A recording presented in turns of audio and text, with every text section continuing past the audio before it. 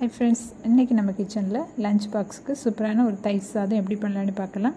இந்த மாதிரி நீங்க தயிர் சாதம் பண்ணீங்கன்னா எவ்வளவு நேரம் ஆனாலும் தயிர் சாதம் வந்து கெட்டியாகாம இலக்கமாவே இருக்கும். ரொம்பவே நல்லா இருக்கும். வாங்க வீடியோக்குள்ள போலாம். சோறு நல்லா ஆற வச்சுக்கோங்க. ஆறுனதுக்கு அப்புறம் அந்த கையாலே நல்லா பிசைஞ்சுக்கோங்க.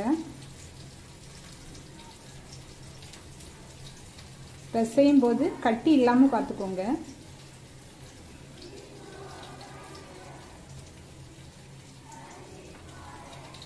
சோறு சூடாக இருக்கும்போது தயிர் மிக்ஸ் பண்ணிடாதீங்க.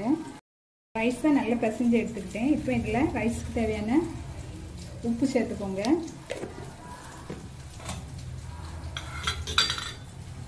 தயிரை கொஞ்சம் கொஞ்சமாக சேர்த்துக்கோங்க.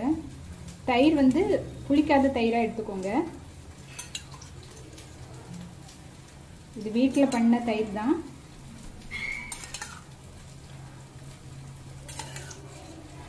தயிர் கொஞ்சம் அதிகமாக விட்டால் தான் நல்லாயிருக்கும். தயிரை சேர்த்துட்டு மிக்ஸ் பண்ணிக்கோங்க. மிக்ஸ் பண்ணி விட்டுட்டு அப்புறம் தயிர் வேணும்னா அப்புறம் சேர்த்துக்கலாம். நான் இன்னும் கொஞ்சம் தயிர் சேர்த்துக்கிறேன். உங்களுக்கு ரைஸ் எப்படி இருக்கோ அதுக்கேற்ற மாதிரி தயிர் கூட குறைய சேர்த்துக்கோங்க.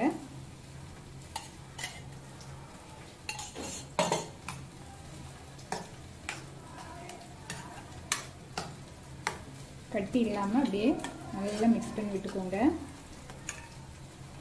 நான் இதில் தண்ணி தான் எனக்கு சேர்க்குறேன்.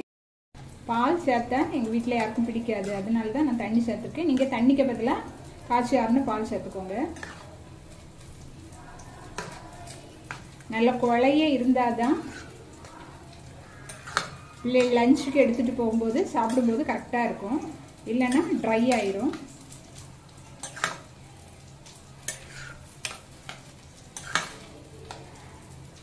இப்போ உப்பு செக் பண்ணிவிட்டு உப்பு தேவைன்னா சேர்த்துக்கலாம்.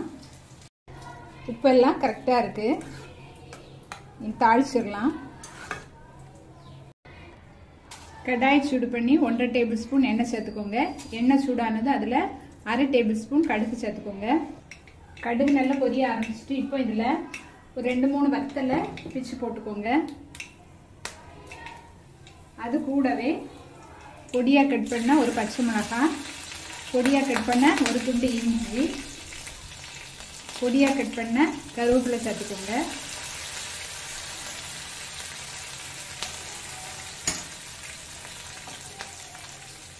அப்படியே மிக்ஸ் பண்ணி விட்டுக்கோங்க.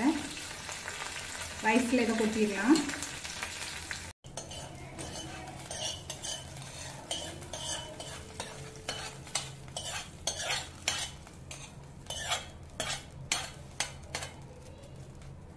தாளிக்கும் போது உங்களுக்கு உளுந்து கடலை பருப்பெல்லாம் சேர்த்தா பிடிக்கும்னா அதுலேயும் 1/4 டீஸ்பூன் சேர்த்துக்கோங்க. நல்லா மிக்ஸ் பண்ணி விட்டுக்கோங்க.